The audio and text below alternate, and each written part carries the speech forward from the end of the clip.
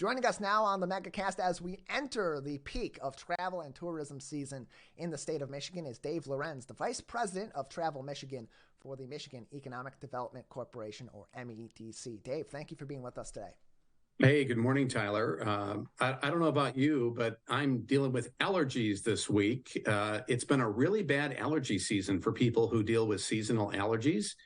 And these days, you never know. So I was actually checked out the other day, and they said, yeah, really bad year for people like me who have allergies, probably because of the kind of up and down temperatures. So let's just hope that those temperatures go up and stay up for the rest of the season.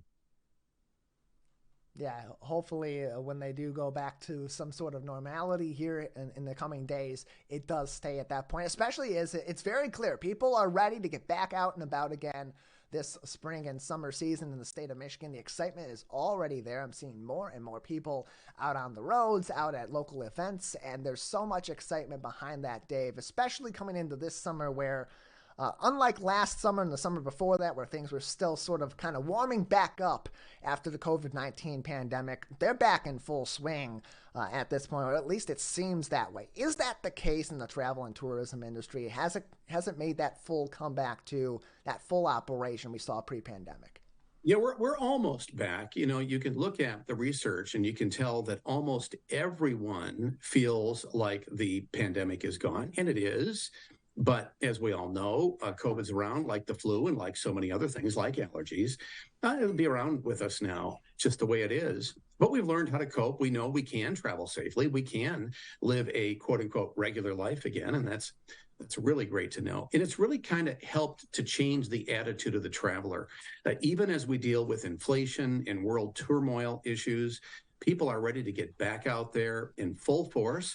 We can see everybody going to Michigan.org like never before. And that is a great indicator that people are doing their research and they're getting ready to book their trips for the summer. And I do think that's a really good idea, though, that you do your research now.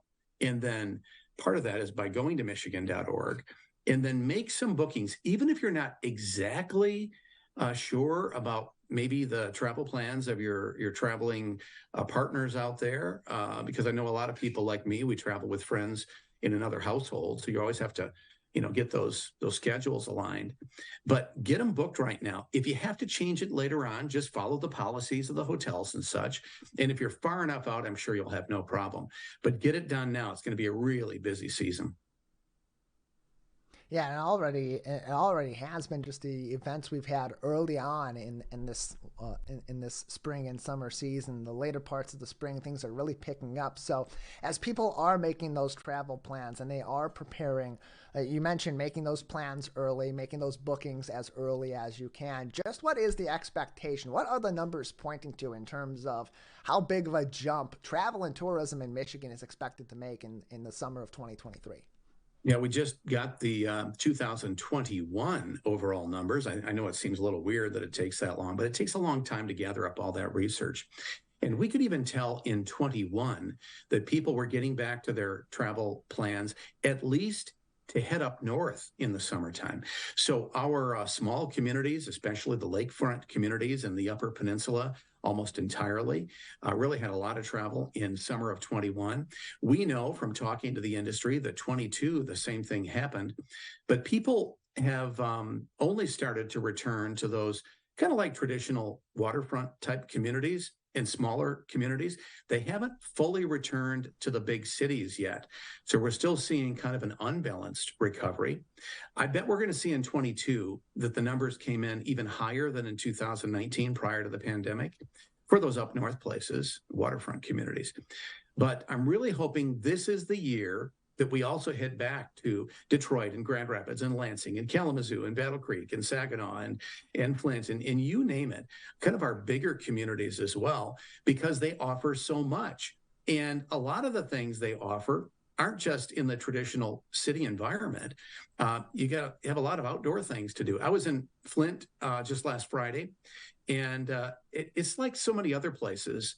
They just kept on going with fixing up and bettering the community, even during the pandemic.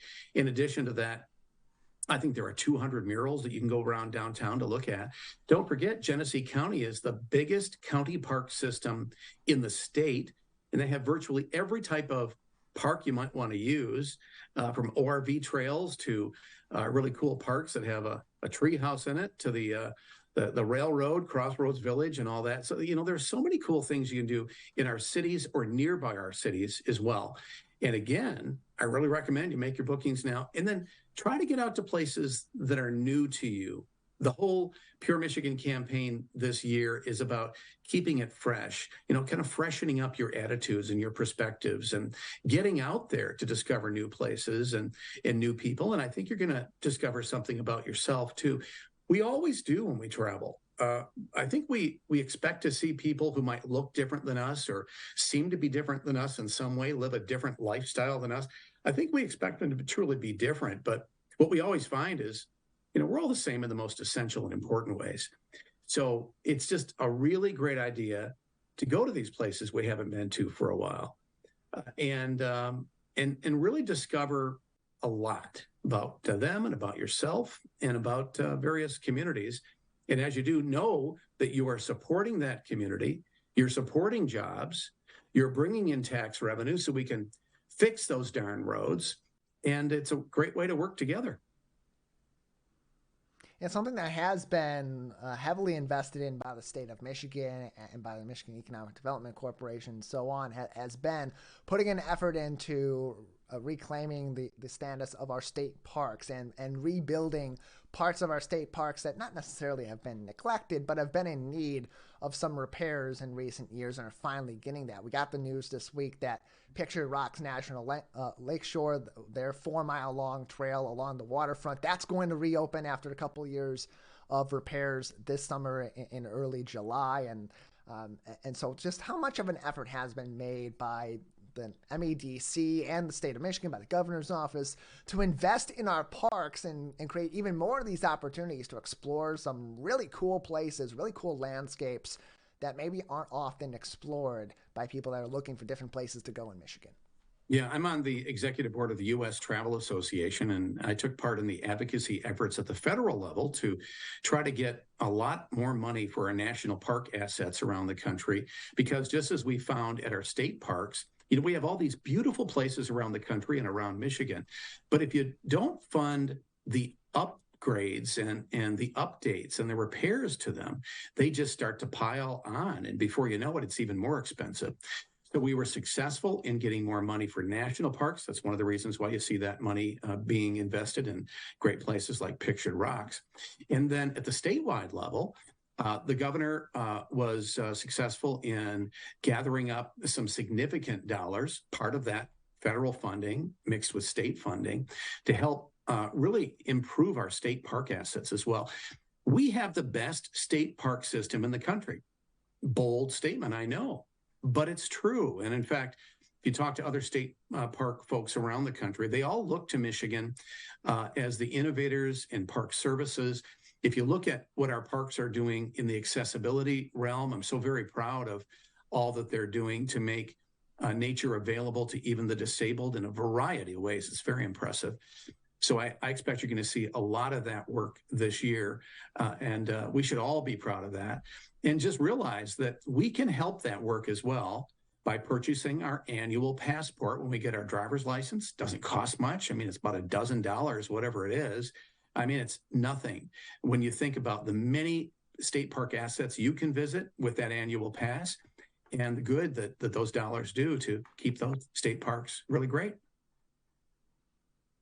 Your trip begins at Michigan.org. Plenty of information on different places to explore all across the state of Michigan, whether you're looking for a variety of attractions or activities or big cities to find, or those iconic places in our parks all across the state of Michigan, north, south, east, and west. Michigan.org is the place to go for that. Another great place to go to learn about a lot of these places, including, as you mentioned earlier, Dave, some of those cities that maybe don't get as much appreciation from those looking to travel in Michigan or to Michigan, is My Michigan TV, where you and Tom Daldin from Under the Radar Michigan just went all across the state, so many different places for Pure Michigan, a return to summer the road trip. Tell us about that program and how many different places that you went and all the different information you learned, those resources available for free about all these different great places to travel this summer.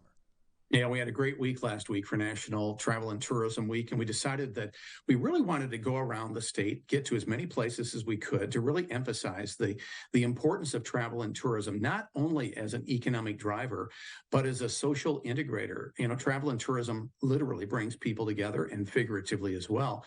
So we were we were at the Big House in Ann Arbor on Monday. On Tuesday, we were at the Kuwaitan Casino in Sault Ste. Marie. On Wednesday, a beautiful outdoor deck along the Pine River in Charlevoix. On Wednesday, we were downtown at their wonderful park right next to where they keep the farmers market in South Haven. And let's see, maybe that was Thursday. I've lost track. And then Friday, we were in Flint, downtown Flint. And it was a spectacular week. I want to thank Dave and Jared from My Michigan TV for all the engineering. You can tell the work they did there was pretty spectacular. And with these conversations, I know, are on your website on My Michigan TV. They're also on michigan.org/NTTW, National Travel and Tourism Week. What we found by doing these things during this week in previous years is that people may not look at the shows already that week, but they will look at them over the next few months. And like last year's, we only did one show from Mackinac Island last year, and I think it had, I don't know, a couple 100,000 views just from Michigan.org. So, you know, it's on YouTube. It's on a variety of channels out there, including the UTR website as well. So it's an amazing thing that people can find streaming program on channels like this now, and then keep on going back with those recordings and see why they should visit their communities. And man, there's a lot of really cool things happening out there that I wasn't even aware of. And if I'm not aware of it, there aren't many people who know all those things that are out there either. So I'm hoping people will go and look at those shows here on My Michigan TV or michigan.org/NTTW.